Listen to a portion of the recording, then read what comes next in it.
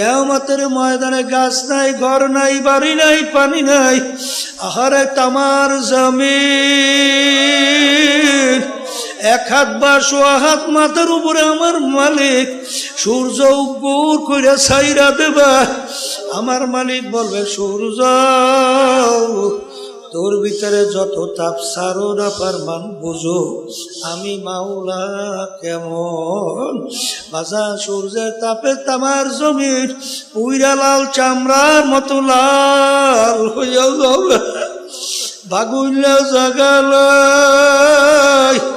আমার মালিক বলেন, আমার আল্লাহ বলেন, লা ইয়ামুতু ফিহা ওয়ালা ইয়াহইয়া। মানুষ বাঁচবেও না, মরবেও না, মরণ তালাশ করে আর পাওয়া যাবে না। সূর্যের তাপে নাফরমানদের তালুটা টাস টাস করে ফাইটা মগজ গুলা ভাতের মতো উতলাইয়া বাইয়া বাইয়া করতে থাকবে। আল্লাহ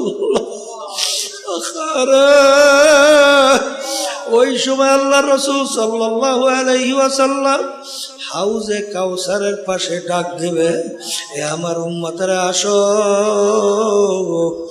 এক গ্লাস হাউজে কাউসারে পানি পান করাবো। 50,000 বছর সময়ের ভিতরে পিপাসা আরো লাগবে না। হাজার হাজার কোটি মানুষ আল্লাহর হাবিবের হাউজের দিকে দৌড় মারবে। পথের ভিতরে কিছু বান্দা বান্দিদেরকে ফেরেশতারা টাইনা টাইনা ধইরা রাখবে, তারা গলা ফাটা চিৎকার মারবে, আল্লাহর রাসূল আপনি আমাদেরকে আসতে বলছেন, ফেরেশতারা আসতে দেয় না। আল্লাহ রাব্বি বলেন, ছাড়ো, এক গ্লাস হাউজে কাউসারে পানি পান করাবো। 50,000 বছর সময়ের মধ্যে আর পানির পিপাসা লাগবে না। আর মালিকের নাম কি?